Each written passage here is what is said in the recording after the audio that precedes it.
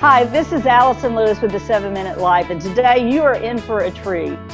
I have with us one of the very beginning parts of the professional productivity and organizational people in the world. Now, I am a time management strategist. I've been considered an expert. I've written 3 books, and I believe I can really help people in time management and productivity.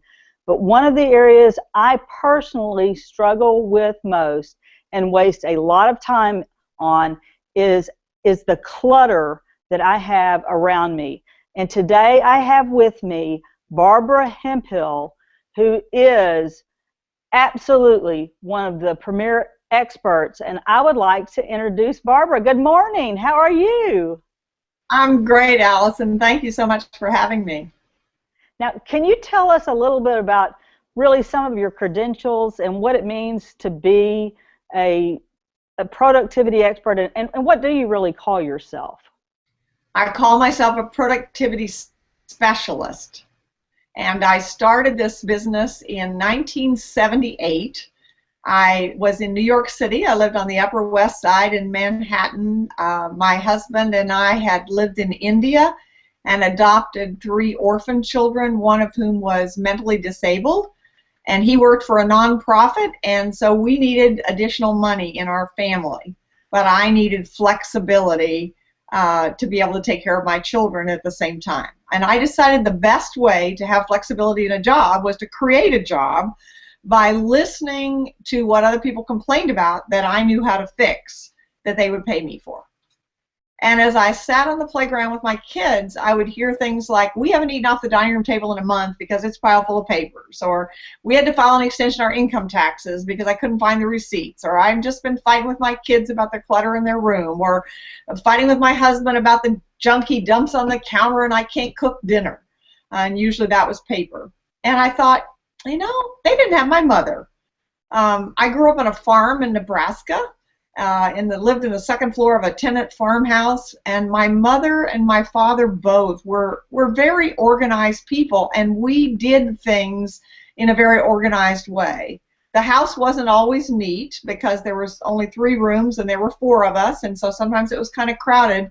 But if the phone rang and the preacher was coming, it only took a few seconds to get everything put away where it belonged, which is really one of the keys. So I ran an ad in a New York City newspaper called Wisdom's Child, and that ad read, "Organizing consultant can help you make better use of time and space."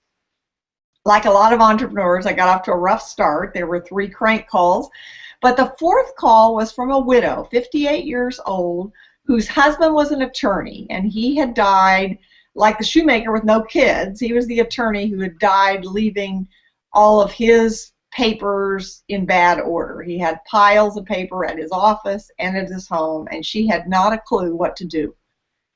And she didn't know that she was my first client, and I didn't tell her. I just went in and started digging through the papers and saying, okay, I need to talk to the stockbroker about this and the accountant about this, and just dug through the papers.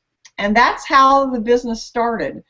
I spoke wherever I could get a platform, the PTA, church groups, garden clubs, anywhere. And then we moved to Washington, D.C. And I went to the Small Business Administration to ask them to help me start my organizing business in Washington. And they laughed me out of the room. They said, "You are crazy. Nobody pays for organizing services. You better figure out something else to do."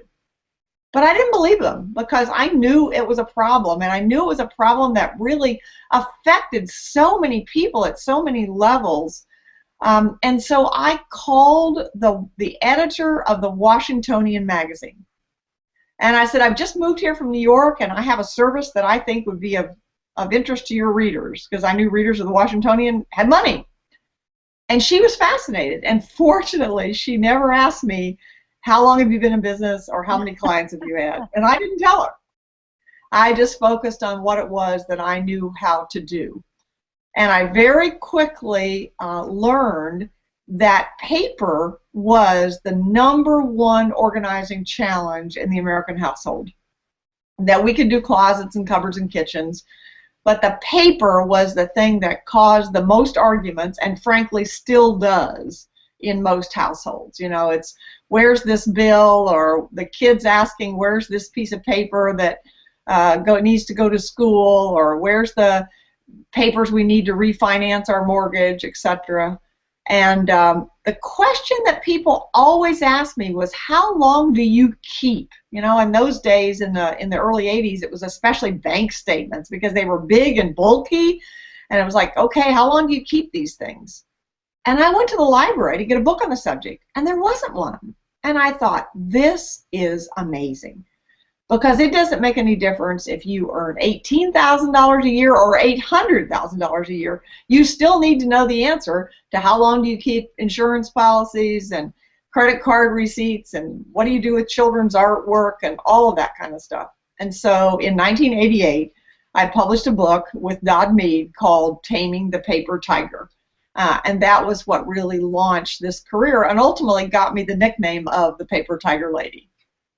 Well, I want to stop you right there because I completely agree. I see it all over. And in fact, just last weekend, I had a file that I was looking for, and I bet I spent over an hour looking for it. I never did find it. And the next day, it was sitting underneath the file directly on my desk. And I had wasted an hour of my life, and that hour can never be reclaimed. But what was more painful to me was the frustration I felt looking for that. So I know that we have about 25 minutes left, and I really do believe I want to focus on, if I come into my office and I sit down at my desk and I look to the left of me and I look to the right of me and I see the workspace on my desk in front of me, and I look behind me and I see my credenza, I want you to tell me what I have heard. You have something called the Magic Six, and I would really like you to spend the next several minutes talking about the Magic Six, and then I would like to interrupt you with about 5 minutes left and let us conclude this with what actions people can take. So I'm going to turn it back over to you, Barbara.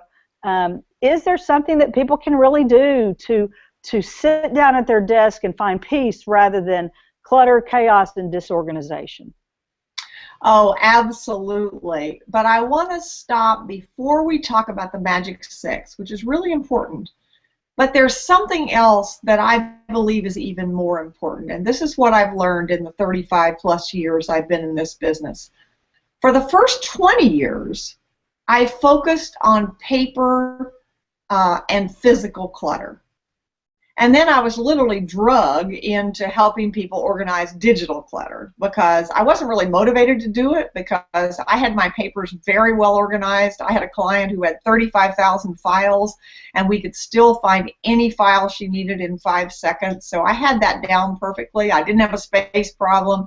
So I really wasn't motivated to deal with digital. But if you're going to be in business, you have to respond to what your clients need, and my clients were struggling with email and electronic files. So then for the next 10 years, I dealt with paper because the paper still existed. It still does today. And then we added digital on top of that. But in the last couple of years, I've discovered something that I believe is my reason for existence.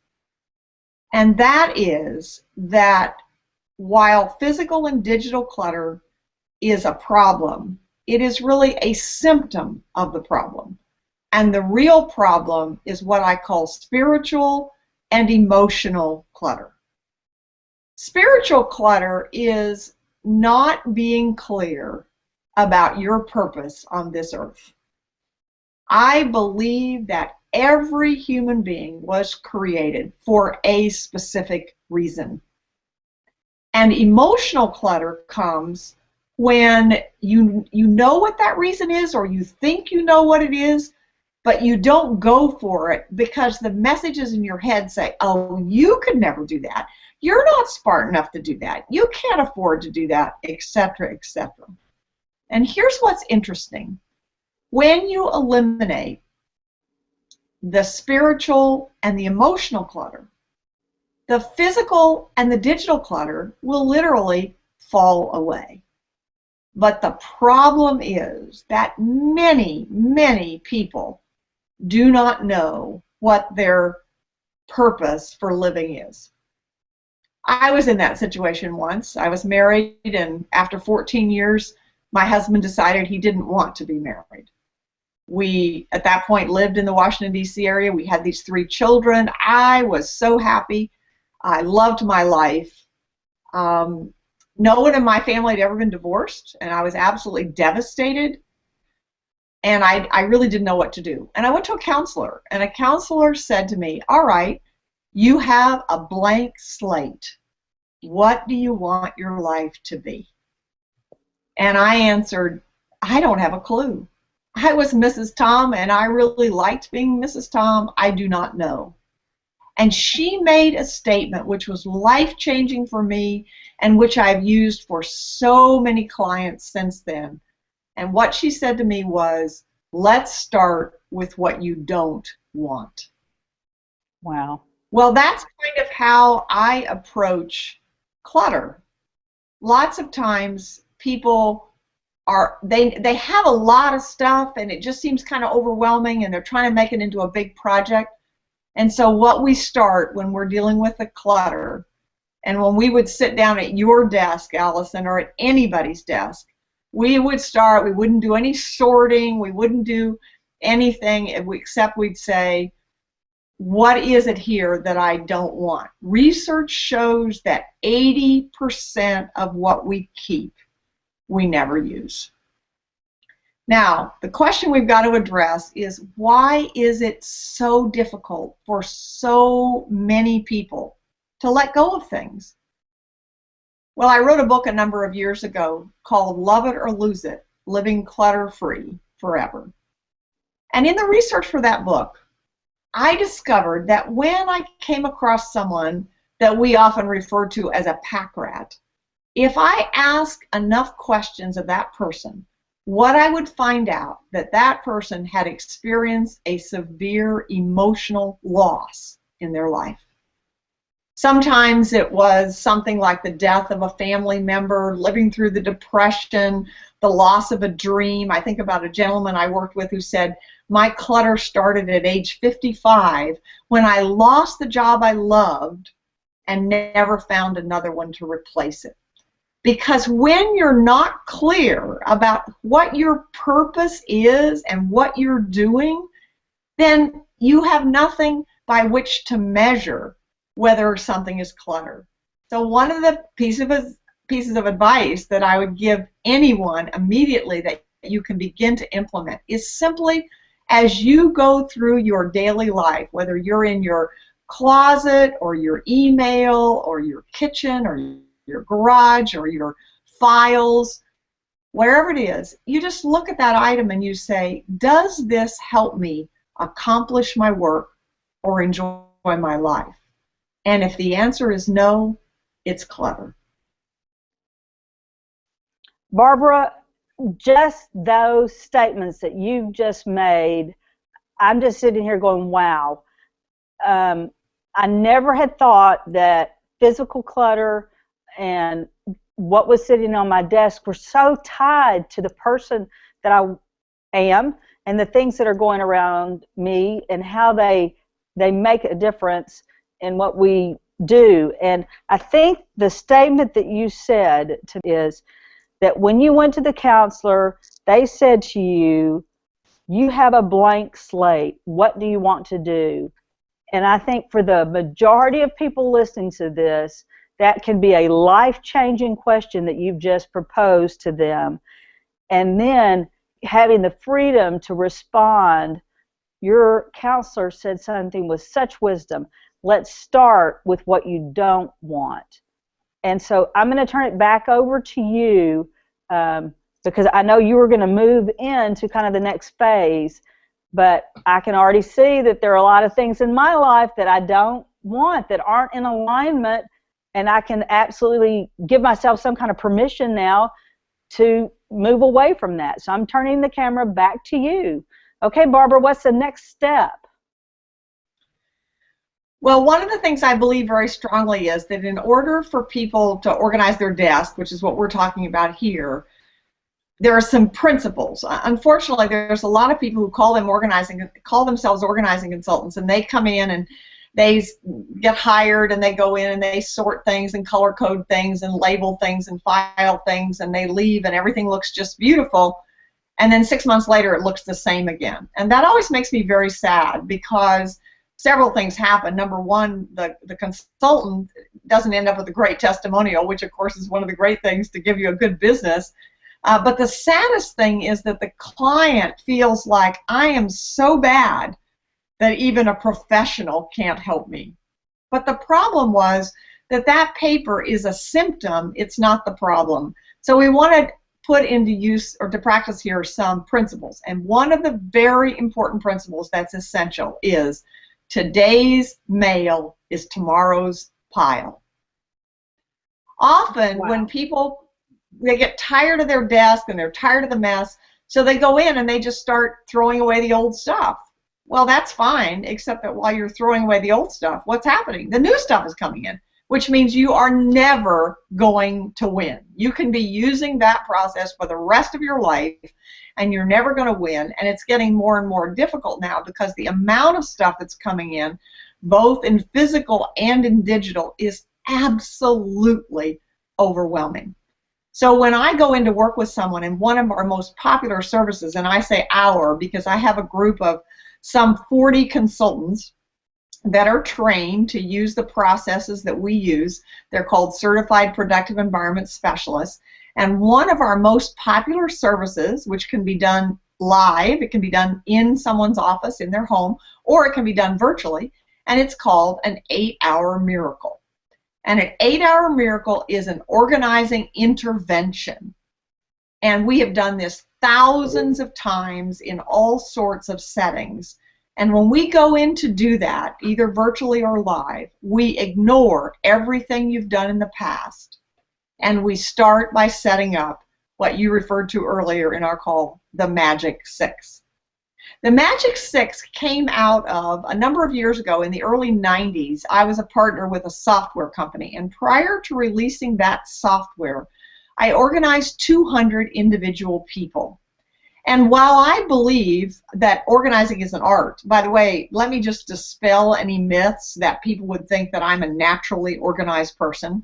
I, like you, have been diagnosed with ADHD. I'm a musician by training, an artist. I love the big picture, but I get really bogged down in the details. I love to start things, but finishing them can be a real challenge. So everything you're hearing me talk about doesn't come from my natural instincts. It comes from what I had to learn in order to survive. So when I did these 200 people, I believe that organizing is an art. People often say to me, what should I do? And I will say, that is the wrong question. The question is, what will you do? That's what we have to figure out.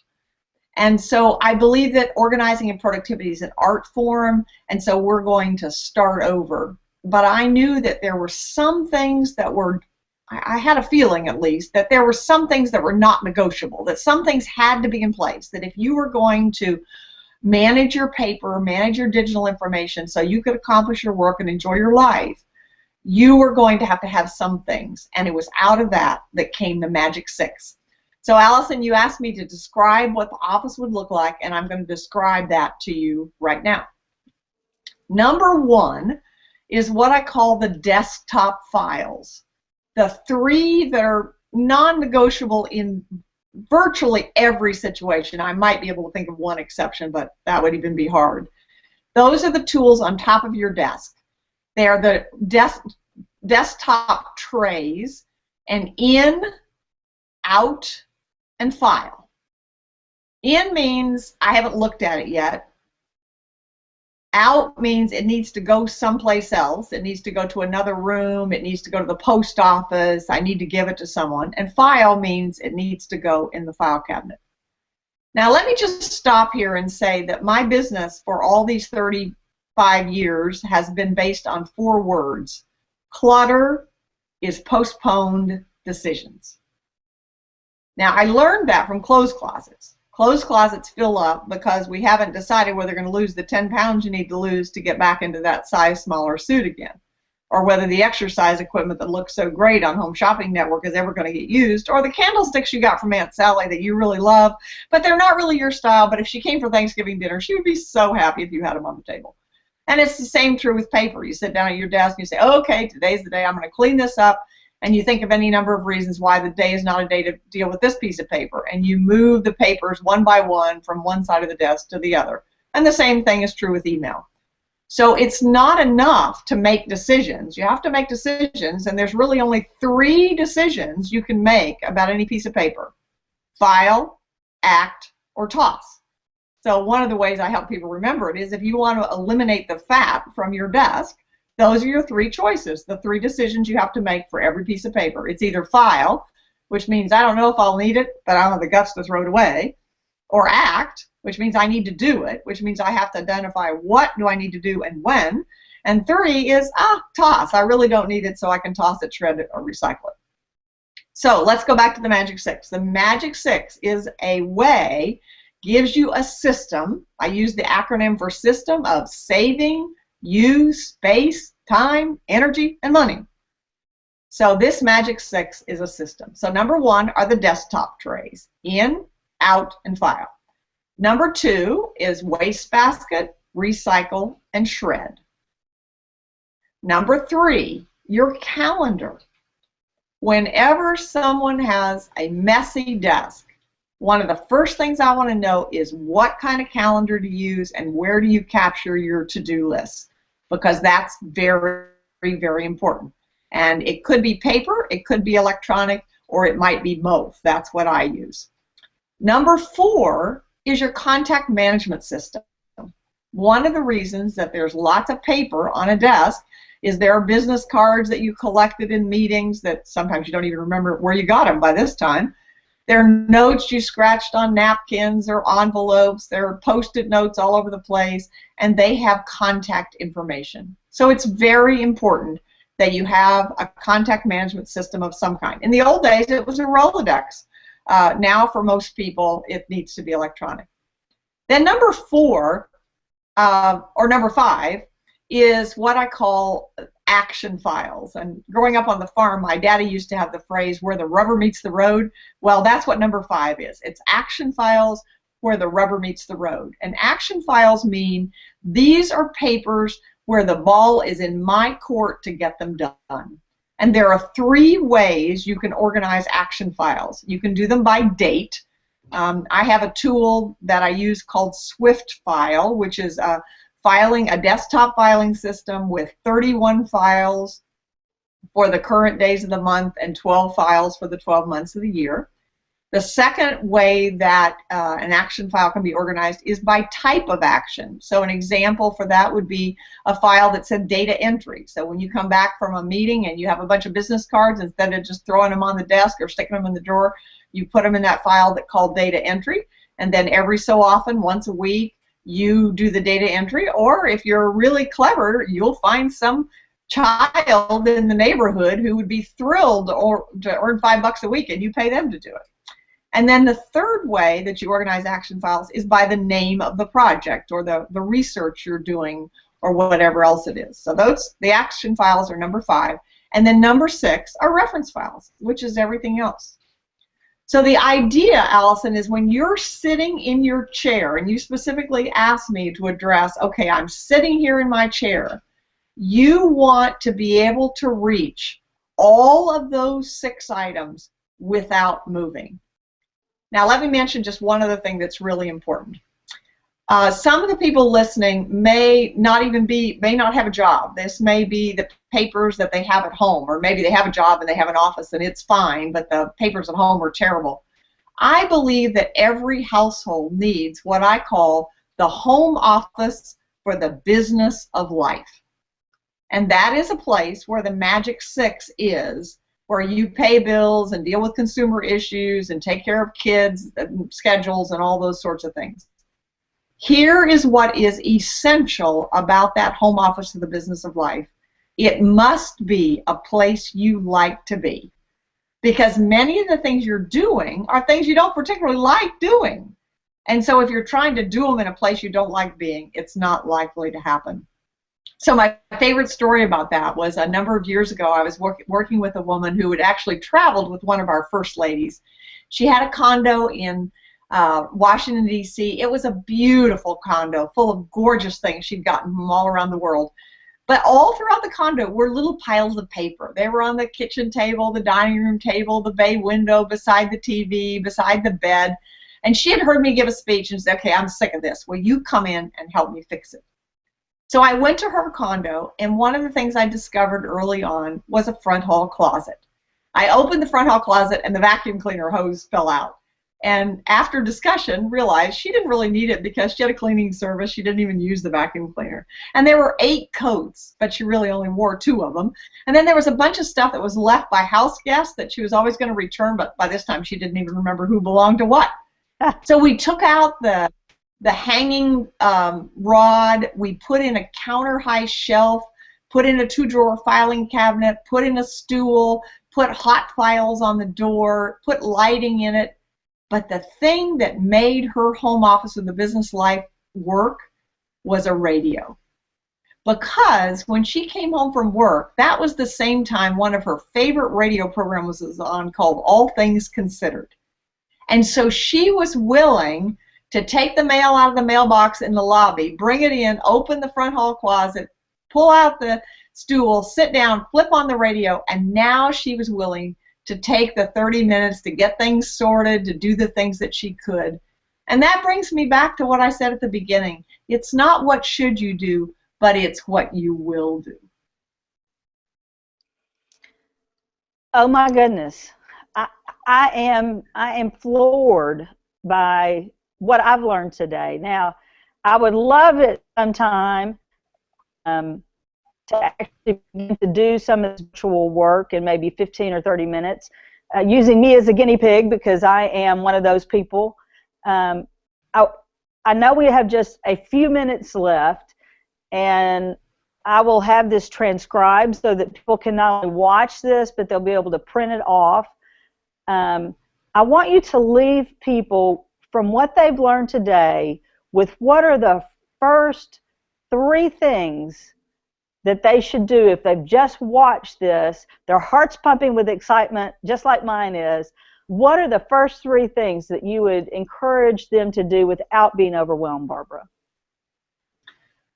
Well, the first thing is to look at your mental attitude. You know, if this is something if this managing paper is something that you've struggled with for a long time, if you believe that you can't fix it, that you're just naturally disorganized, that you're artistic, that you have ADHD or any number of other excuses, if you believe that to be true, that's exactly what's going to happen. So the first thing is to change your attitude and say, I can do this, I can change. And the desire to change will come from your motivation to really want to make a difference in your life, in some other people's lives. So take away the negative attitude. The second thing is to raise your consciousness about how much clutter there really is in your life, and do it by simply, as you go through life, looking at things. When you're getting dressed in the morning, when you're looking at the mail, when you're in your kitchen, just constantly ask yourself, does this help me accomplish my work or enjoy my life? And if it doesn't, then it's clutter. And then you want to think about, what can I do to get rid of this clutter?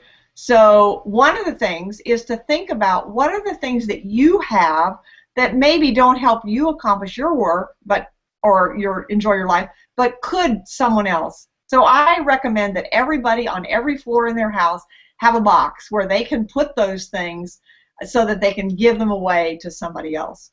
And then the last thing is, please do not think that if you've been struggling for this for a long time, that you're going to be able to fix it by yourself. I have a coach, Darnell Jervey, who made a statement that I believe is so profound. She said, it's very difficult to see the picture when you're the frame. So I believe that in order to solve this problem, you need to find someone else who can frame it for you. So what I offer to everyone is, we have on our website, if you go to productiveenvironment.com, There are scorecards on there. You can't change what you don't measure, and we totally guarantee our services. So one of the things that we offer to people is to fill out a scorecard. We have a productive environment scorecard for individuals. You fill that scorecard out, you submit it to us, and we will do a free 30-minute discovery session, because we've looked at those thousands of times, and by answer, there's 15 questions. It'll probably take you 5 minutes to fill it out.